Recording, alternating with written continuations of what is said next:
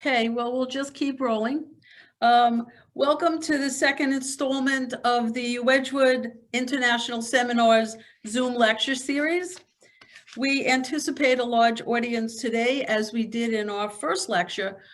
During our first lecture, we had over 145 participants. If you missed that lecture, or if you would like to view it again and listen to Anne's lecture on Clay Leighton again, please visit the website and our Facebook page for the link to the video, which is on YouTube. Just a quick few words on how we're going to conduct the meeting today. Dr. Anne Forschler-Tarish will speak today as she will be our moderator. She will introduce our speaker, Lucy, and the lecture will be followed by a question and answer session. Please remember that while you're listening to Lucy, to type your questions into the chat box at the bottom of the screen, and Anne will look at them at the end. And for the moment, let me just refer you to the slide for a minute.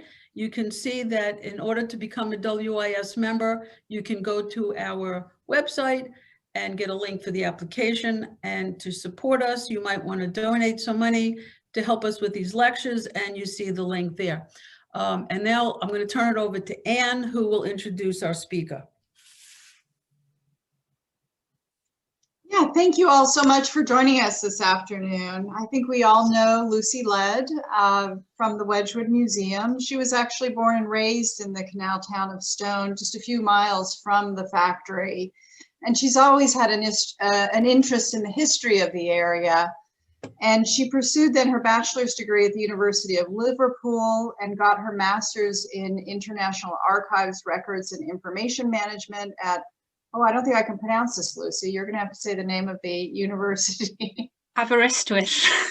Thank you. Thank you. And so her master's dealt with looking at ceramics as a way of understanding heritage. She began working for the Wedgwood Museum, or actually volunteering at the Wedgwood Museum in 2012. And in 2015, she was appointed archivist. And she has been a great help to all of us who are researching Wedgwood and interested in the factory archive. So thank you for all of that work, Lucy. And today, Lucy's going to be talking to us about, the title of her talk is A Wedgwood Missionary Trip, which is kind of an intriguing title. So we will learn more about what Wedgwood was doing in the early part of the 20th century. So everyone, please welcome Lucy Led. Well, thank you very much for that wonderful welcome, and it's so lovely to see so many people from all around the every corner of the globe actually tuning into this tonight. So that's very exciting. So if you can just bear with me 2 seconds while I work out the technical side of sharing my screen. Portion of a screen.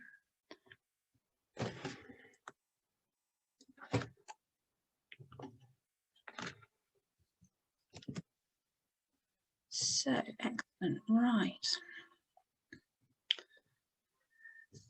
So probably around a year and a half ago, whilst no doubt looking for something entirely else in the archives, I happened to stumble across a report written by John Goodwin, the art director for the company in 1913, about the Marshall Field exhibition, which has taken place in Chicago. Attached to the back of this report was a listing of 101 different items from the Wedgwood Museum's collection, which were displayed along an array of current production. I filed this under a mental heading of something different and carried on.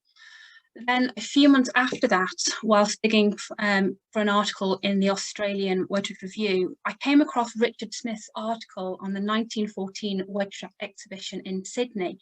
And once again, the figure of 101 items loaned from the museum jumped out at me, as it seemed to indicate a similar sort of display, a mixture of old and new items exhibited together.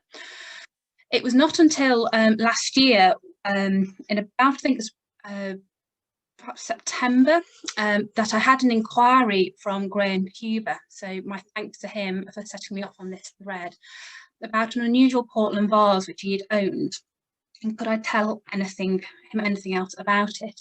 So out of this chance question, this entire talk has evolved.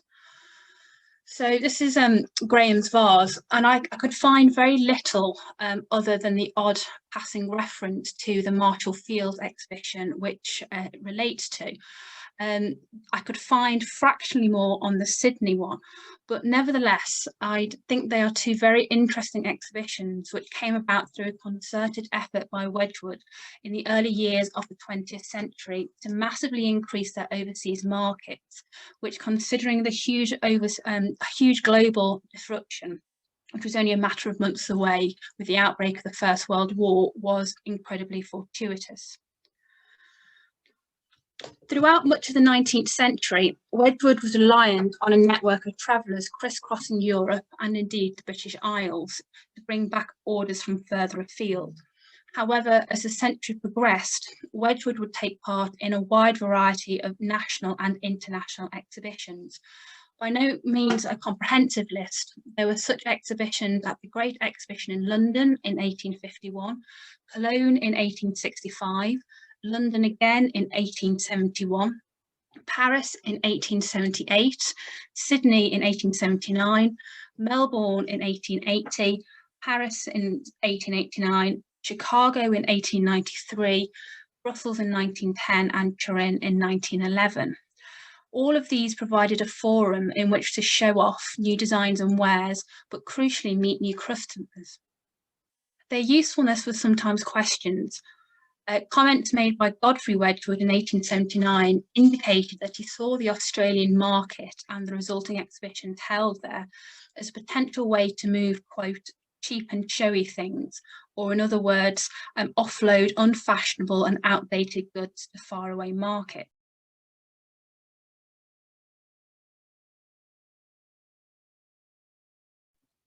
So despite Godfrey Wedgwood's less than flattering view of the Australian market, Wedgwood did make an effort. Through their agents, Thomas Webb and Sons, an impressive display was accumulated, and a picture of the Wedgwood exhibition at Melbourne has survived, which is shown on the screen at the moment. And actually, we can trace the history of some of these items. So let's move forward, such as this one at the back, which is the swan vase decorated by John Holloway, which is now on display in the Museum of Applied Arts and Sciences in Australia. And if you do study the picture, you can actually spot a number of quite interesting, very highly decorated pieces that were sent out to Australia at the time. Similarly, and thanks to the wonders of the internet, this picture has sort of recently been uncovered. Now, I believe this image to be the Wedgwood stand in the 1893 World Columbium exhibition, which took place in Chicago to celebrate the 400th anniversary of Columbus crossing the Atlantic. Similarly, an impressive display of items was also assembled. So you can see yet again another swan vase making an appearance, this time decorated by Thomas Allen. But you can also make out another other pieces. So you can just about sort of see a bridled horse plate designed by Colonel Creelock down in the bottom right-hand corner of this piece. And again, down towards sort of like the centre at the bottom, you can see a number of replica vases that were sort of reproduced as or from ancient terracotta ones that were discovered by Dr. Schliemann from what was believed to be the ruins of Troy. However, also visible is the magnificent Wedgwood inlaid cabinet designed by Charles Toft for the 1878 Paris Exposition Universelle, which you can see is full of jasperware vases and topped with a black basalt figure of Minerva looking down upon it all. Now, you may be wondering why I've spent some time exploring these two images taken 20 and 34 years prior to the two exhibitions I want to focus on in the 1910s.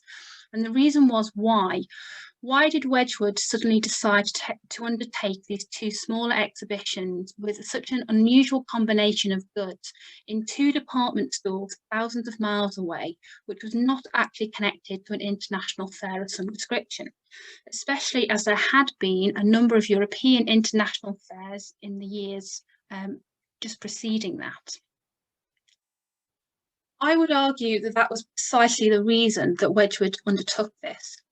That it had been 20 to 30 years prior, and Wedgwood had exhibited nothing in any sort of great way in these countries since then.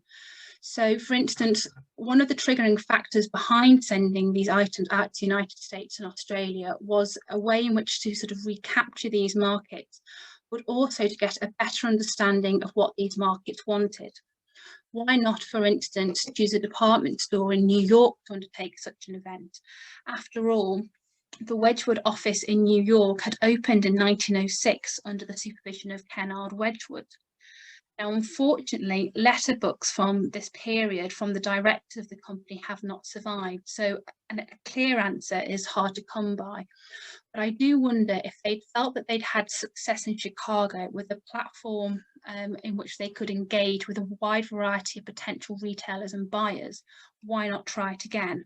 And of course, it cannot do any harm to also get on board one of the largest department stores in the US to be your host.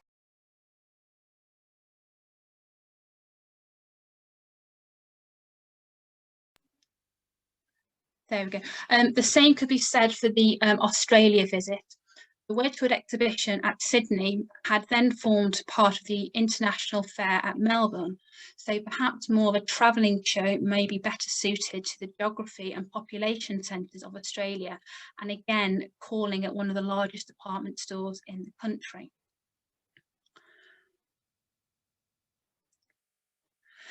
As far as I can tell, the idea of combining a selection of both old Wedgwood items from the museum with an array of new items of production had actually come about in 1910.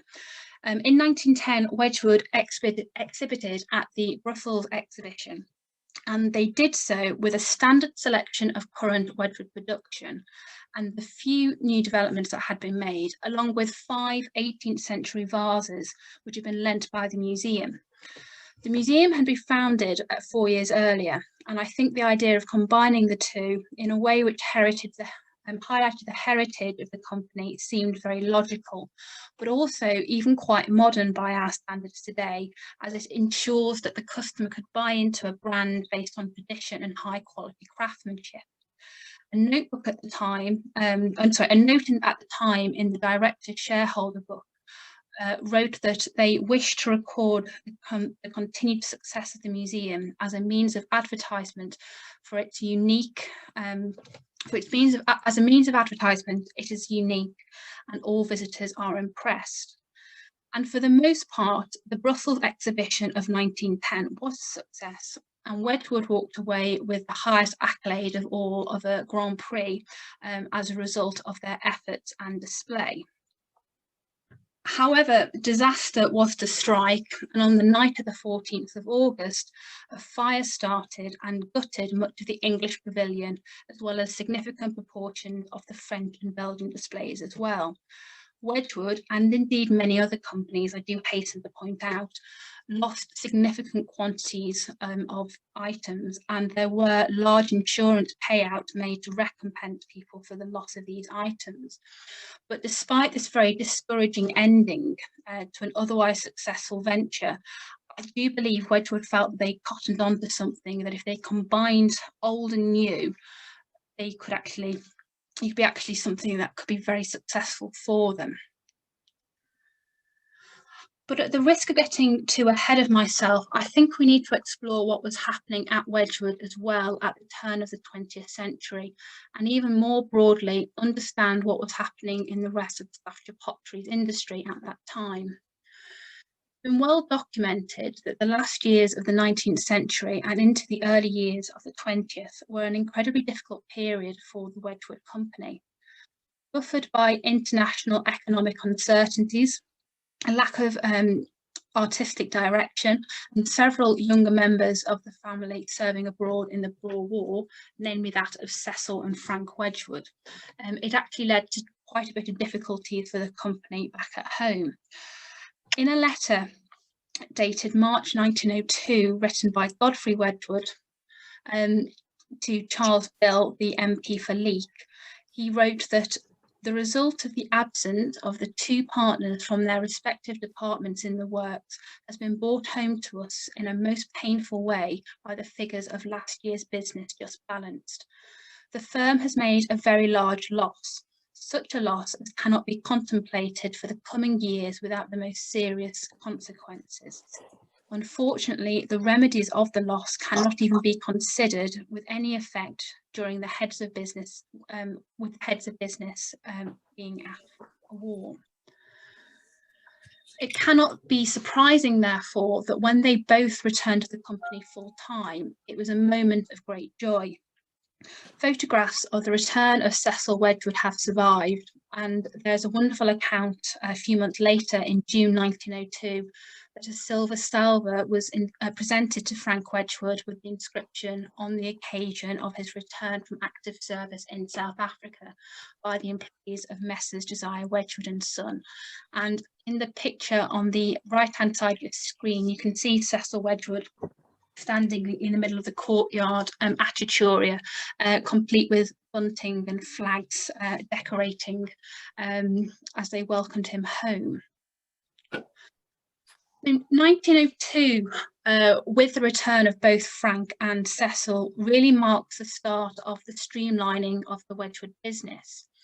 Many of you will be no doubt aware that this was the year in which Wedgwood stopped producing tiles, and there are several letters in the archives from Cecil Wedgwood writing to other ceramic manufacturers inquiring as to whether they'd be willing or not to purchase all of the tile machinery, tile presses and dies for the sum of £1,000. However, selling off the tile department was not going to be a quick fix, and it was a long and drawn out process for the company to regain financial security.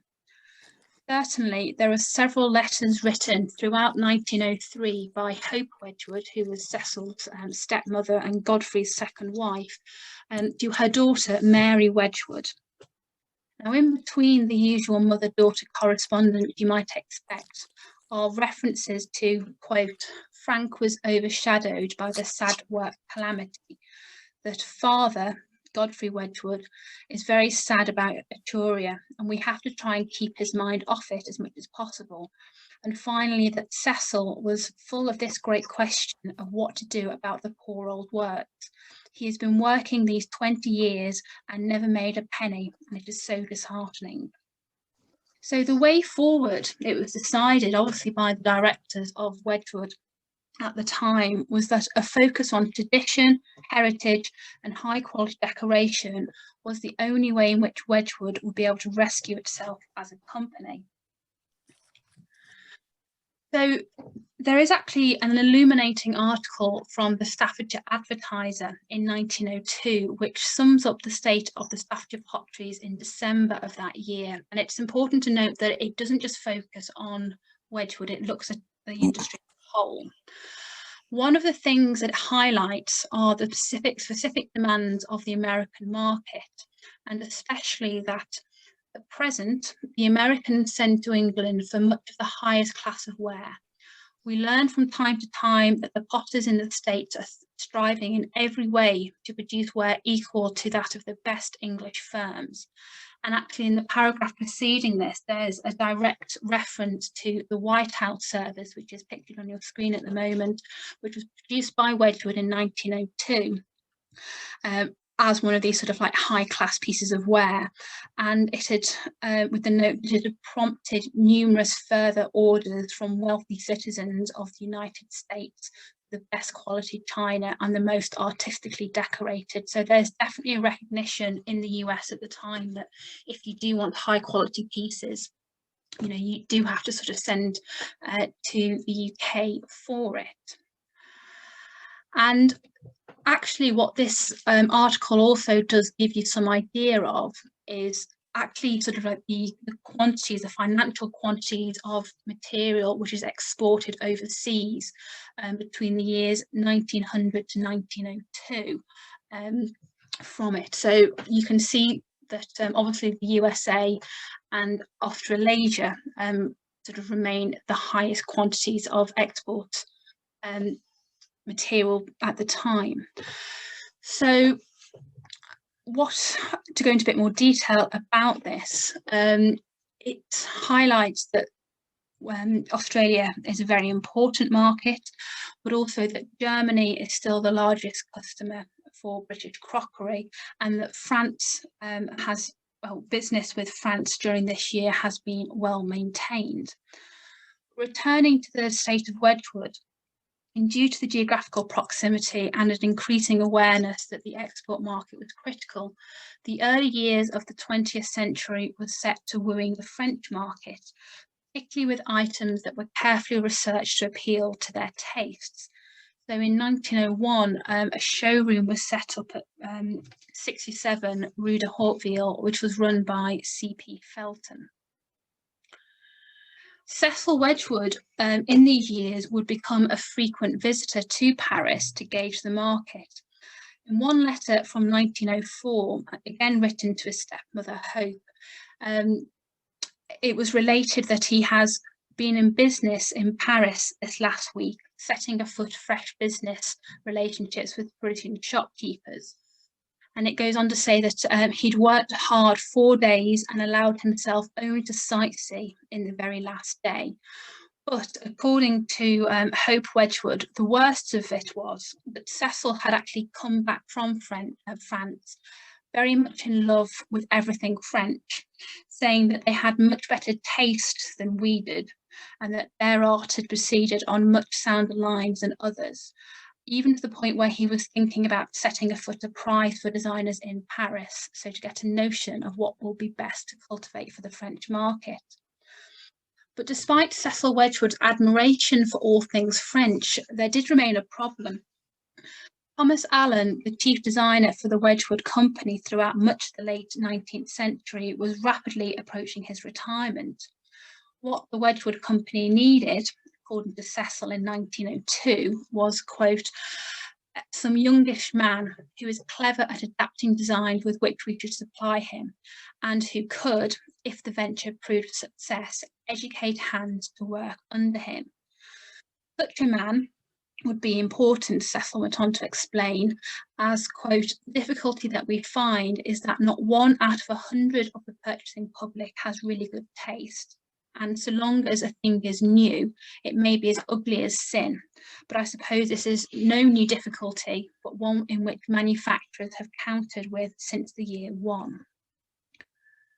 So this youngish man who would ultimately fulfill this brief would actually be discovered to be already working at the Wedgwood factory. John Edward Goodwin had joined the company in 1892 in the design department before being appointed as the chief designer in 1904. And actually, there is quite a sea change in the sort of styles of plates and patterns that were being produced at this time, and there exists in the archive a list of 40 or so patterns produced entirely for the French market in the first case between 1905 and 1917. So retailers such as the Grand Depot had patterns produced for them, such as La Normandie, La France and Louise made for them. Damien and Delant had patterns such as Personnage, Laurier and Acanthus, again illustrated on the screen. The Pannier Frères sold patterns such as Cheadle and Hewitt, again illustrated. And then finally, the most significant retailer for Wedgwood in France was Ruard, and patterns such as Vieux Rouen, Stafford, Lapey and Menancy were created for Rouen by Wedgwood at the time. This isn't a complete list, there are other ones out there, but I just sort of selected these ones at random. Now, unfortunately, it's impossible to say to exactly what extent Goodwin had a hand in designing all of these patterns, but certainly he was very adept at both creating new patterns for markets and reimagining old patterns and shapes, which he'd either discovered in various trips he made to the continent. We know that he went to both Paris and Berlin and studied items in various museums over there, or indeed had historical pieces of Delftware or Rouen faience sent to him by Jules Ruard for him to draw inspiration. So he was getting his ideas from a variety of places. So I do appreciate that this is actually quite a bit of background information, and I have done this in sort of the hope of demonstrating two things.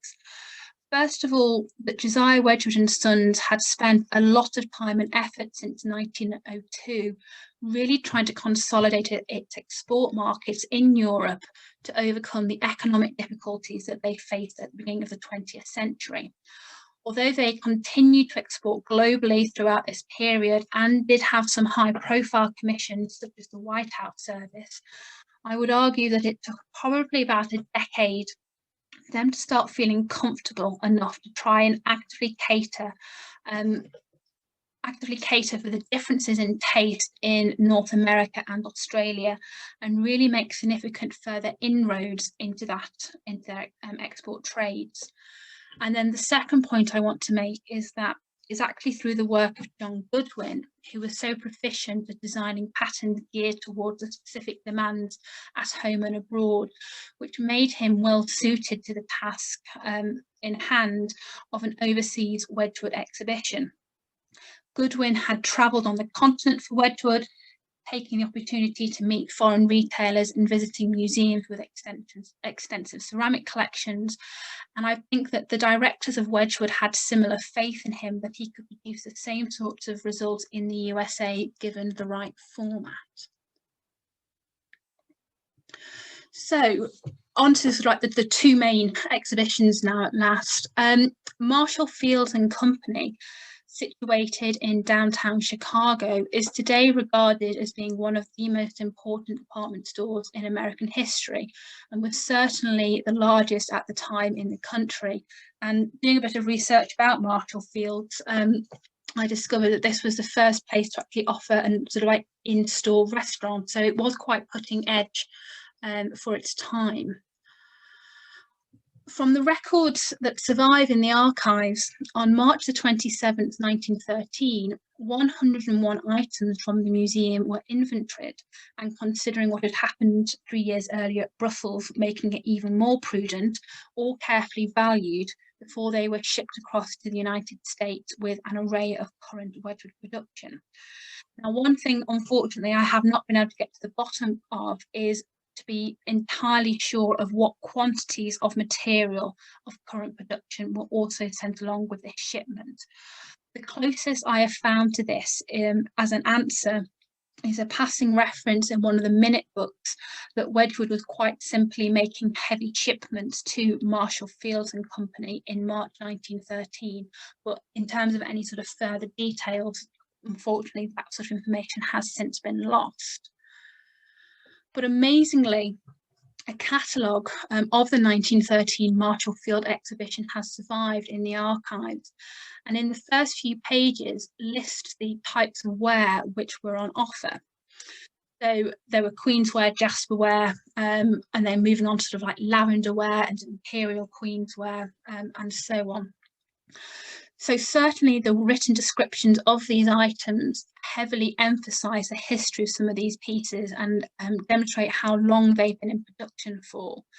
But the majority of the booklet is, however, dedicated to the 101 items from the Wedgwood Museum which were exhibited alongside.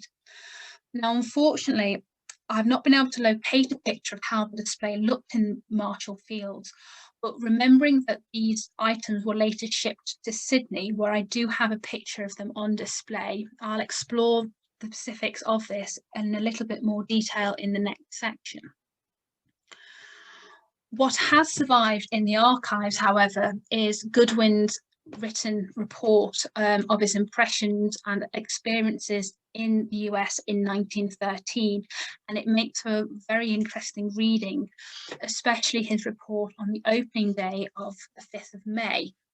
So to quote from Goodwin, "The exhibition was open today at Marshall Field, occupying a wide stretch right across the whole of their china floor with bays on either side, making the most comprehensive display of Wedgwood ware that has ever been shown at one time. The museum specimens filled a square case in the centre of the exhibit and made quite a handsome show, creating a great deal of interest in the variety of things which could be vouched for as authentic, and surprised that they could be spared to be on exhibition at Chicago. One of the first expressions of visitors was one of astonishment, rather more than surprise, that Wedgwood made so many variety. I thought Wedgwood was only dark blue and white," was the frequent expression, and I think many of us perhaps understand that sentiment still today. This impression we soon disabused them of, and many of them left with promises of coming again. Goodwin would go on to say that they only had a small supply of the lavender with white ornaments, which I actually think is probably a description of embossed queen's ware more so than lavender ware. But this soon proved a first favourite, all pieces soon being sold with orders for future delivery. It does, however, seem a long time, though, when you have to tell a customer that it will take 6 months to get the goods and it takes 2 months for transit. Goodwin also took the opportunity whilst he was in Chicago to get in touch with what he quoted as many prominent and wealthy people who generally wanted something different from what their neighbours had. So that had several drawings executed. I have no sound, Alan. You are viewing. Oh, sorry, yeah. Sorry, just go back then. So he got in touch with many prominent and wealthy people who generally wanted something different from what their neighbours had, so that he had several drawings to execute as soon as possible. Queen's ware, ornamented, sold well. Imperial ware attracted a deal of attention, with some sales being made. Hand-painted ware was slow, and so was china, for the fashion at present seems to be for the ornamented earthenware. On the whole, there was a very good attendance, with good sales being made. So the positive reaction to the event continued throughout the week. And by Friday, the 10th of May 1913, when the exhibition was closed, Goodwin reported that it had been a very busy day and quite the best so far, with the largest sales made. All the largest jasper bowls are gone, all the largest pieces of basalt, which included a Warwick vase and wine and water ewers. Orders were made for imperial pierced plates, 10-inch sizes of various lavender and whiteware, and a good number of rich ladies coming in again to complete their purchases. Goodwin added that he thought that Marshall Field and Company are feeling that they would like to keep the show on another week, and I think they will keep most of it in position as the salespeople can talk Wedgwood a good bit now. He did note, however, that the Americans didn't like some things. So, for instance, the Majolica tortoiseshell had not reached particularly sort of high quantities of sales, and again with the Capri ware that they were creating, it is slightly more admired than the Majolica, but again few sales. Goodwin, after the exhibition closed on the 10th of May, would stay in the US for a further week, further 2 weeks, I should say, undertaking a variety of engagements.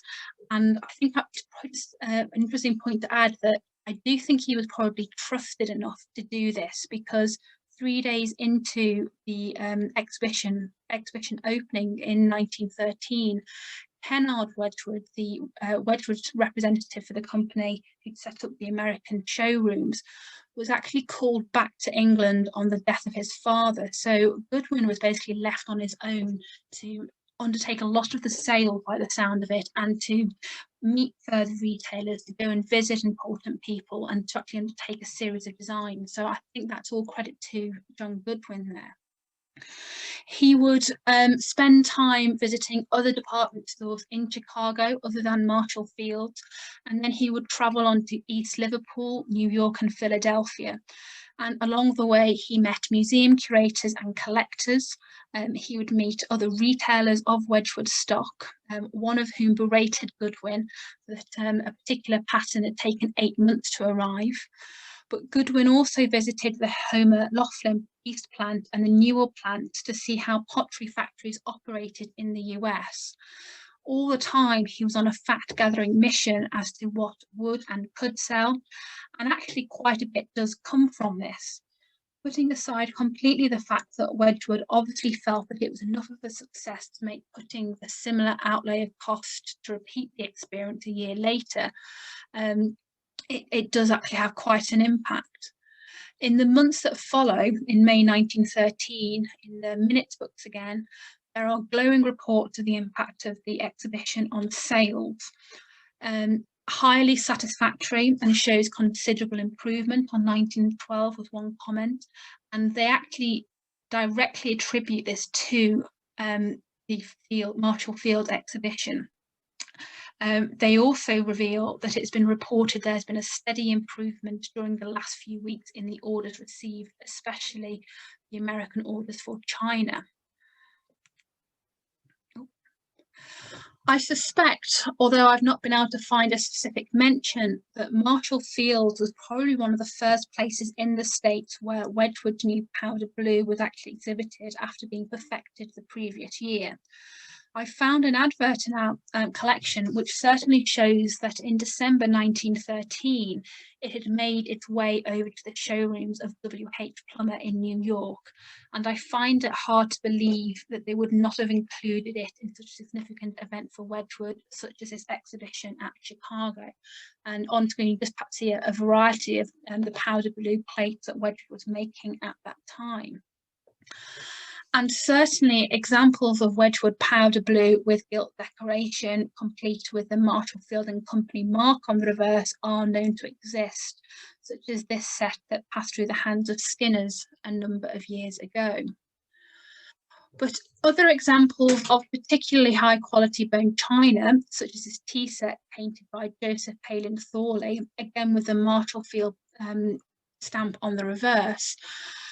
If this tea set was not actually made for the exhibition, especially in 1913, I would think it would have almost certainly would have been made, produced to satisfy the immediate uptick for American china in the American market.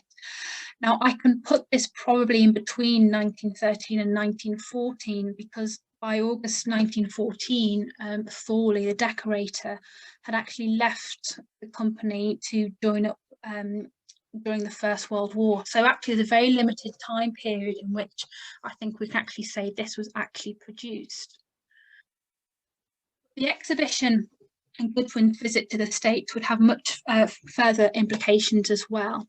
And a series of patterns were created as a result of his trip out there.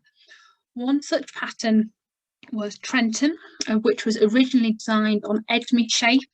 Edme was a shape that was originally designed for the French market, and this particular shape was made especially for the US and enjoyed particular success over there. Another example is Belmar, of about the same sort of time period, and again was a joint collaboration between Goodwin and George H. Service, one of the Wedgwood representatives in the States, which had been a signal success. There are a number of others which Wedgwood was involved in designing, but I think if you do actually study these and cast your mind back to some of the patterns I showed earlier that were made for the French market, when you compare the two sort of stylistically, they are quite different. They're sort of floral basket design as opposed to perhaps more rural country scenes and fancy borders. They do sort of look very different. So, as demonstrated by the enormous uptick in sales that has resulted from the Marshall Field exhibition, and already aware that Australasia, remembering those figures from 1902 with the export quantities of material was exported. Aware that Australasia was another market ripe for this sort of treatment, the directors of the Wedgwood company seemed keen to repeat it.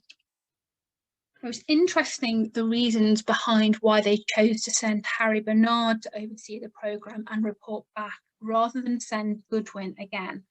And I would suggest it was probably a combination of reasons. A mixture of wanting Goodwin to remain at Etruria to work on the series of designs inspired from his recent trip to the States, but also the practicalities.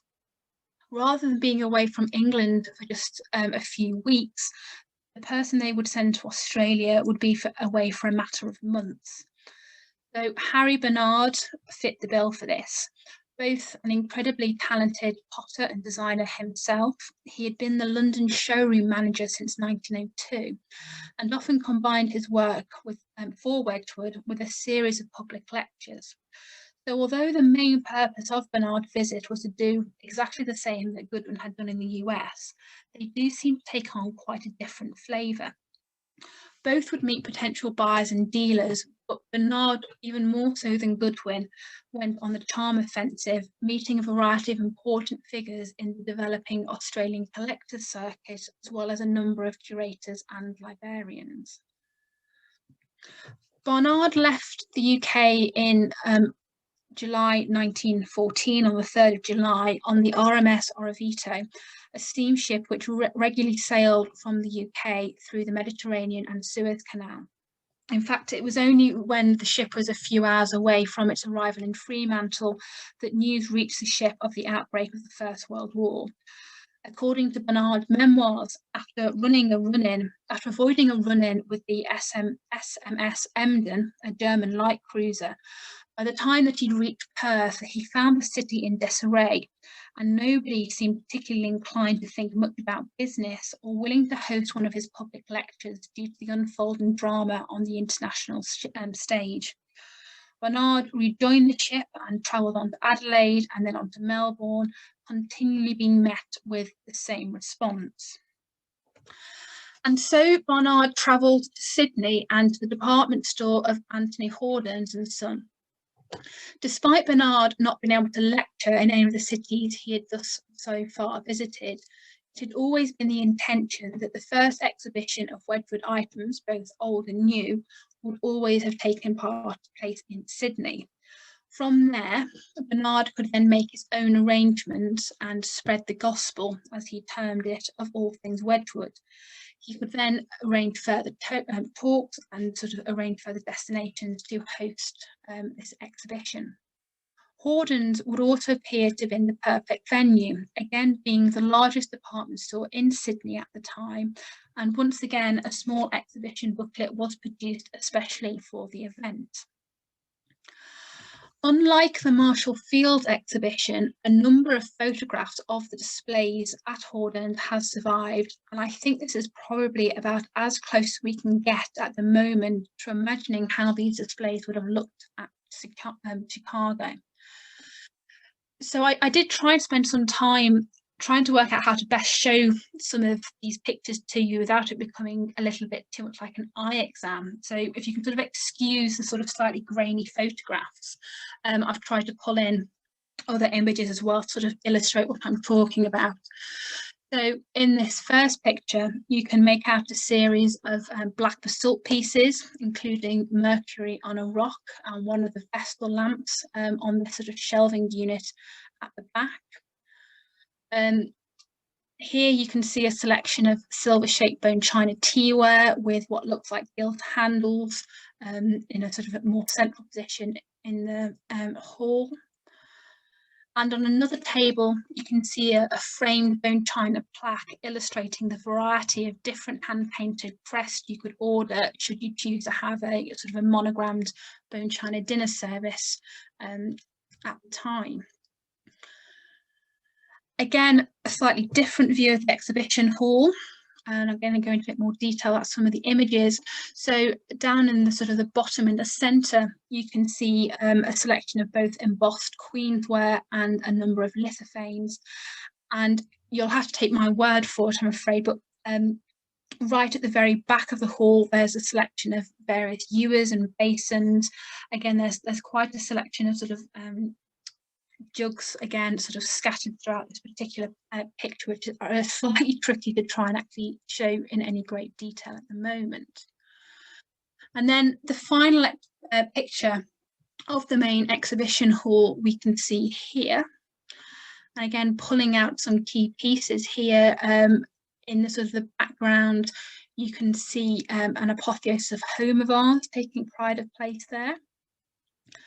In the foreground, there are several tables full of jasperware. So there both appears to be dark and pale blue jasper that was available for sale at the time. And then right at the very, very back, you can actually make out a Portland vase in a display case, because you can't really have an exhibition of Wedgwood without having a Portland vase in there somewhere. And then again at the very back, you can make out what looks to me to be an early piece of Daisy Mackay Jones's ordinary lustre on a pedestal at the far end of the hall. And then finally, there too survives a picture of the loaned items from the Wedgwood Museum. And once again, a copy of the exhibition catalogue for this event has survived in the Wedgwood archives, and we can still make out a number of pieces today. So for instance, we can actually see the wooden hexagonal vase, wooden block mould designed by John Coward in the 18th century in the case. We can quite clearly make out the very distinctive swags on this agate decorated vase, again in the middle. A little bit harder to see, but again, those sort of vertical lines are quite distinctive. A bull pot of bamboo design tucked away in the back corner. And then the last one I just decided to pull out was a framed copy of Etruria Hall and surroundings, which again is actually still on display in the museum today. And I could have pulled out any other number of items from that particular case as pieces that we do recognise today as part of the museum's collection. So certainly it all adds up to be a significant financial quantity of material that Wedgwood shipped out to Australia, judging by these pictures alone. And one figure that I found was that in April 1914, 3 months before Bernard sailed, some £2,300 worth of goods were described as being in hand for this exhibition in Australia. Now, in today's money, that's probably not far off £150,000, over 200,000 US dollars, or well over $250,000 of Australian dollars. Whether more or indeed less than that was actually shipped to Australia, it's hard to say, because the records actually say exactly what was sent out hasn't survived. But saying that, we do know that Bernard struggled to put a display together in the first place. With the outbreak of the war, shipping delays caused enormous disruptions, and the goods that Bernard was expecting to arrive very shortly behind him actually arrived several weeks behind him, so much so that the exhibition in Sydney was actually delayed by 2 months and only opened in December 1914. Bernard's problems were further compounded, however, by the fact that further deliveries of goods were now completely out of the question.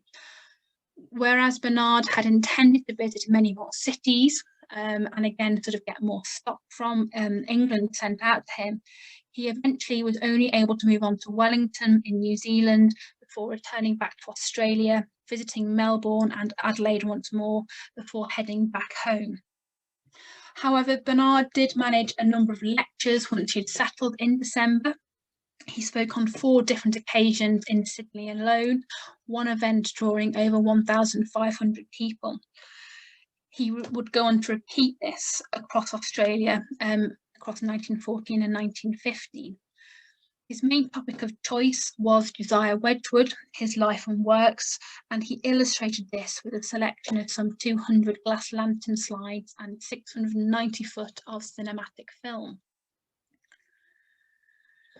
Bernard would, only a matter of months after his return to England, write a 3-page account of his experiences in Australia for the Potteries Gazette, entitled A Wedgwood Missionary Trip, the title of which I've shamelessly plagiarised for the purpose of this talk, does, however, at the end recount what Bernard thought about his experiences in Australia and the state of the Australian market.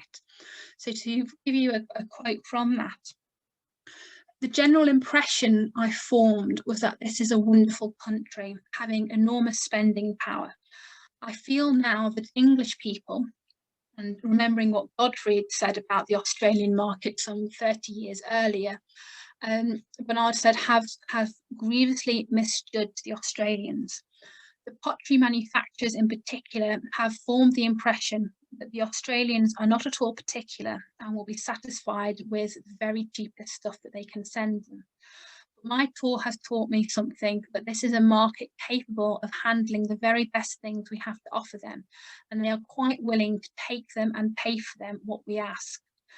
Many, indeed, were the complaints made to me whilst I was over there, that English manufacturers do not even have to stick to their indents, but they have a sort of mania for substituting what suits their convenience, sheltering themselves behind the satisfaction that Australia is too far away for the goods to come back, and that it will be 3 months at any rate before they hear anything about it.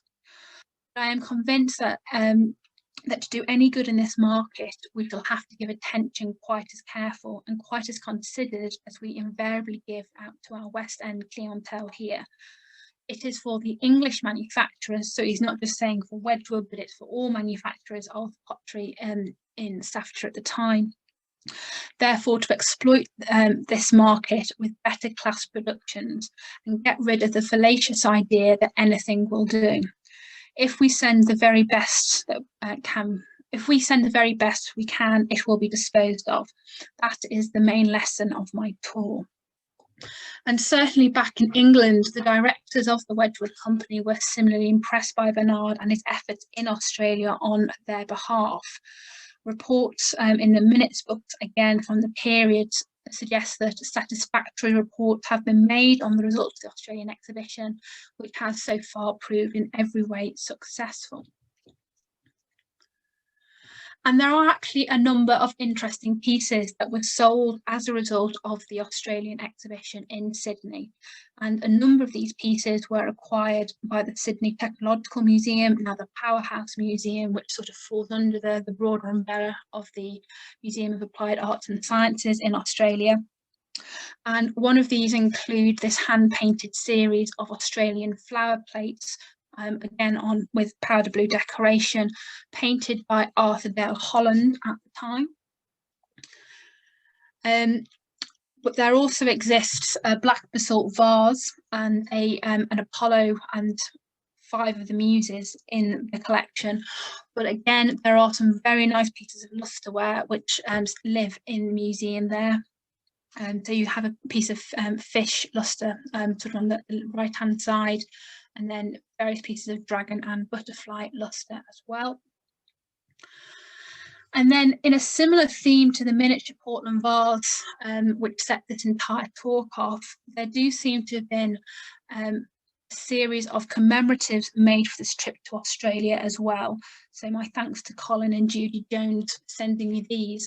And I would be interested to know if anybody out there knows of a marked piece with an Anthony Holden back stamp on it from 1914, as per the Portland vase from 1913 from Chicago. But I do wonder if the plan was, because Bernard was meant to travel and make further arrangements for future exhibition destinations once he was actually in Australia, having a wider selection of pieces marked and decorated with various Australian state badges and cities might explain these a little more. What is certain is that Wedgwood was in this period making quite an array of miniature pieces decorated with various British towns and cities badges to be sold as souvenirs. So as Bernard travelled around, as this exhibition travelled around, perhaps he would have gone along with them, which is certainly one idea. So to finally start thinking about wrapping this presentation up, just to recap, we've explored both the reasons why Wedgwood was so keen to try and expand its export business at the very beginning of the 20th century, and ultimately by the 1910s, understand why Wedgwood was able to further consolidate its exports and undertake sort of efforts to sort of understand exactly what those particular markets wanted. And it did so by combining both old and new goods, pulling on both sort of like the appeal of new material, but also the idea of heritage brand with this old collection of material. And I do wonder if it wasn't for the outbreak of the First World War that perhaps this formula may continued. Certainly in 1914, I found a reference to the Wedgwood Company appointing a travelling salesperson to develop the American market. This would ultimately come to naught, but I do wonder if perhaps global events hadn't overtaken it. We may have perhaps seen Wedgwood being sent out to somewhere like Argentina or Brazil in a way that we did here with Australia and the US. And then certainly with the outbreak of the war, and I know many of you have heard me speak on the impact of the First World War on the company and to WIS on previous events, it left them in a very precarious financial position. By the end of the year, the Wedgwood Company had made just, I think it was like £43 profit in 1914 compared to several thousand the year previously.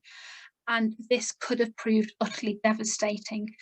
So the fact that actually it was a stroke of enormous good luck that in the 2 years previously, Wedgwood had actually undertaken these two particular events, had ensured that they would actually continue to have goods, a demand for goods going overseas, to the point at which Wedgwood was struggling to keep up with these orders. We can directly attribute to the Marshall Field exhibition in 1913 and the Anthony Holden's exhibition in Sydney in 1914. And certainly as we begin to move into the late 1910s and into the 1920s, Wedgwood begins to make a series of patterns designed to appeal directly to its American customers, pulling directly on the information it's getting from the US through both its employees out there, but by sending people out there as well to understand what they want. So final comments. Wedgwood would continue to have excellent relationships with both the Marshall Fields Company and Anthony Holden's throughout the 20th century, and they both remained important retailers for Wedgwood in their respective countries. And indeed, it's actually interesting that Marshall Field continued to advertise that they'd been the host of this exhibition for a number of years afterwards. So I do hope that this talk has shed a little light on two perhaps underappreciated exhibitions. And finally, I'd say thank you all for listening, and my thanks to the huge number of people that have actually provided me with images and help and advice the last few weeks and months whilst putting this talk together. Thank you.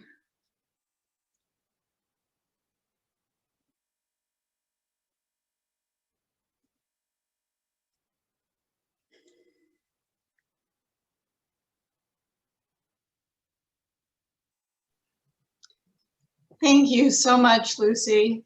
That was wonderful. We do have some questions in the chat, so I'm going to read those out for you, Lucy. So Rosalind Pretzfelder asks, are there any photos of the Chicago exhibition that you mentioned? Not that I've not found. I'd really like to perhaps go and explore some of the American newspapers, perhaps in greater detail. I do wonder if there was perhaps a write-up in there, but I've not been able to find any so far. So I think the pictures I showed of Sydney at the moment are about as close as we're going to get to understanding what it would have looked like. Thank you. And then I had a question. Do you know the whereabouts of that lovely large Thomas Allen decorated swan vase that Ken Goldman asked if that was in the Paul Lauer auction? He did have a swan vase, but I don't believe it's the same one. Yeah. That's so beautiful. I'd love to know that. I think there are probably quite a few people who'd like to know that. Those things are huge. I think they're probably about 4 feet high, so they're not exactly inconspicuous. But no, I've no idea where that's gone. Lucy, Perhaps one person out there will go out and find it. Yeah, I wish we could. Lucy, there is a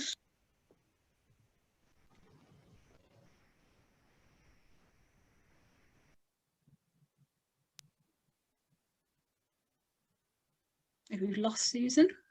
Oh, yes, sorry, in and out. There is a swan vase in the art gallery in Adelaide. Whether or not it's exactly the same as the one you showed a photo of, I'm not sure, but there definitely is one, and I have a photo that I took myself several years ago when I was in the city. I shall follow that one up, thank you. Adele Barnett asks or mentions about a decade or more ago, the Wedgwood plaque-laden cabinet found its way to a New York sales room. Does anyone know where it finally landed? Is that that's the large display piece? Yeah, that was the was one. at Carlton Hobbs. Yeah, I For a don't long know time. beyond that, unfortunately, other than it appeared, but no, I don't know if they sold it either, actually. no. It's quite an interesting piece though when you begin to sort of look at the quality and the variety of jasper plaques that were inlaid into that. Yeah, clearly Yeah. travelled. That's fascinating. Jeff Ruda asks, do you have a sense of how quickly design fashions changed in this period and how much of a new pattern Wedgwood had to sell to recover the costs of introducing it? Oh, I don't actually. That's a really interesting question. I don't know is the honest answer to that. I'm sorry, Jeffrey.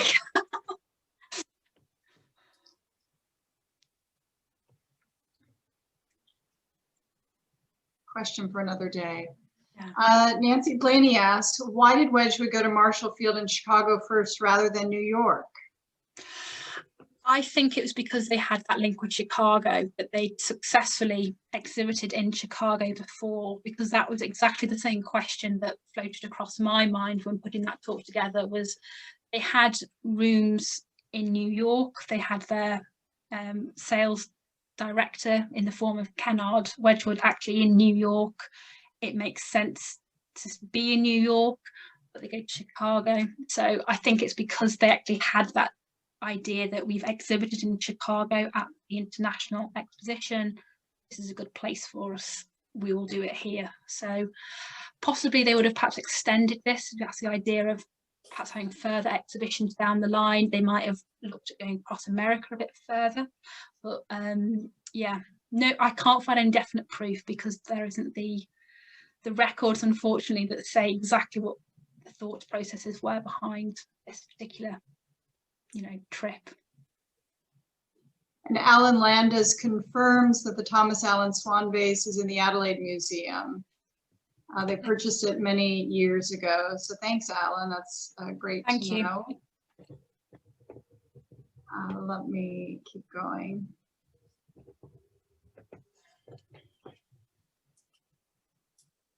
So Jeremy asks, I'm sorry, I think that's, yes, after World War II, Hensley Wedgwood organized a major exhibition at the Brooklyn Museum, yes, which featured old Wedgwood in the showroom and new Wedgwood in the store, marking a bit of a first. Do you think that he drew on this tradition of mixing the old with the new? I think so, yeah. So there was, I think there were a couple of exhibitions that sort of later brought old and new together.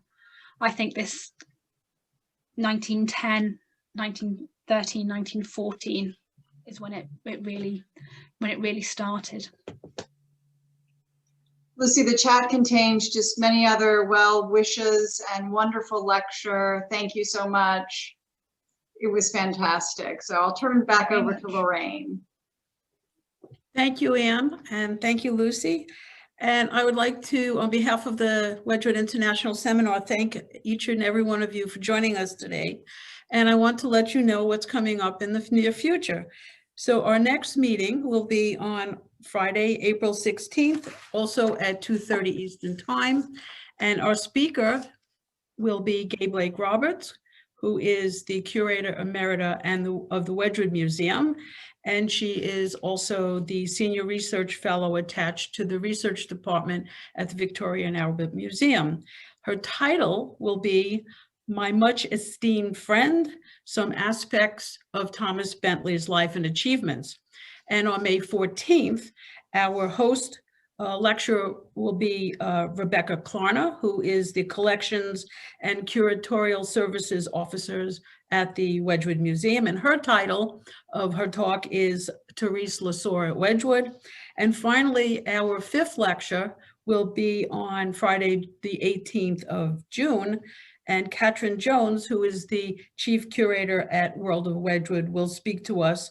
And the title of her talk is Wedgwood's Networks, A British Story, A Global Trade.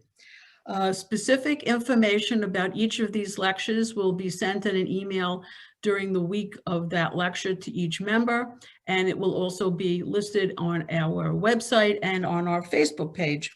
And David, if you wouldn't mind putting the slide up again so that everyone can see how to access some information. While the lectures are free and open to the public, we hope that you'll consider joining the WIS, and you can see on this slide that you can go to our website at wedgwoodinternationalseminar.org, and the link for the application is listed. And we were really hoping that if you would be able to support these lectures, possibly you would be able to give us a donation. And the link for our PayPal to do that is there. So we're looking forward to seeing everyone in April, and thank all of you for coming. It was a terrific lecture. Thank you, Anne. Thank you, Lucy. Thank you, Ellis, behind the scenes, and thank you, David, behind the scenes.